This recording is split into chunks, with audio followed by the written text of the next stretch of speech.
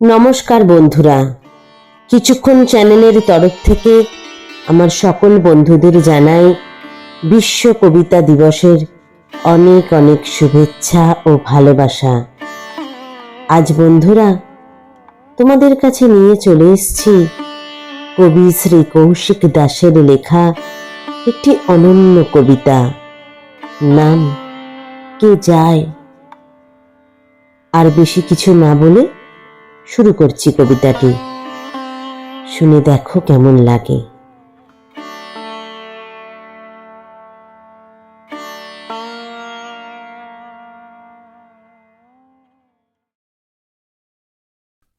এই তো ছিলেন খানিক আগেই, চা খেয়েছেন, আমার সাথে কথাও হলো।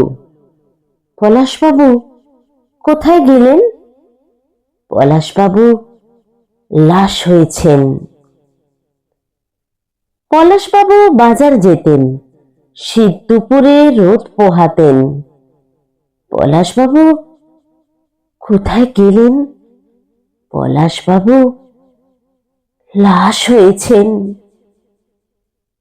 পলাশবাবু দেহ ফেলে গেলেন কোথায়? মৃত্যু নাকি এসেছিল, পলাশ বলে ডেকেছিল। 7:25 হবে তখন, দেহ রেখে চলে গেল। পলাশ তখন মৃত্যু সাথে। পলাশ বাড়ি লাশ হয়েছে। ধূপের ধোঁয়া, ফুলের মালা, চন্দন টিপ কপাল ছোঁয়া, কে যায় ওই সব বাহিতে? পলাশ বাড়ি সব বাহিতে। পলাশ দেহ লাশ হয়েছে। এই বাড়িতেই পলাশ ছিল, তবে পলাশবাবু গেলেন কোথায়? হয়তোবা সেই শবযাত্রায় পলাশ ছিল অন্য রূপে। মৃত্যু যতই সত্যি হোক, চুল্লি পোড়ায় মিথ্যেটাকে শ্মশান ঘাটে। পলাশ বাড়ি ছাই হয়েছে। পলাশবাবু কোথায় গেলেন? ফেলে যাওয়া দেহের খোঁজে পলাশবাবু ফিরে এলেন। পলাশ দেহ ছাই হয়েছে। পলাশ কাঁদে মৃত্যু শোকে। জন্মটাও সত্যি যেমন, মৃত্যু তো 3 সত্যি। জন্ম যখন হাত পা ছড়ে খেলা করে, মৃত্যু তখন ঘুমিয়ে থাকে পাশের ঘরে। পলাশবাবু বেঁচেই আছেন, দেখবে তাকে মহাকালে। মৃত্যু যখন ডাকবে তোমায়, জীবদ্দশার মরণকালে।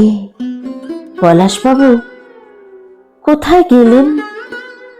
পলাশবাবু দিব্যি বেঁচে, ছদ্মবেশে একলা বসে, চেনা মুখের ভিড়ে ঘুরে বেড়ায় আশেপাশে।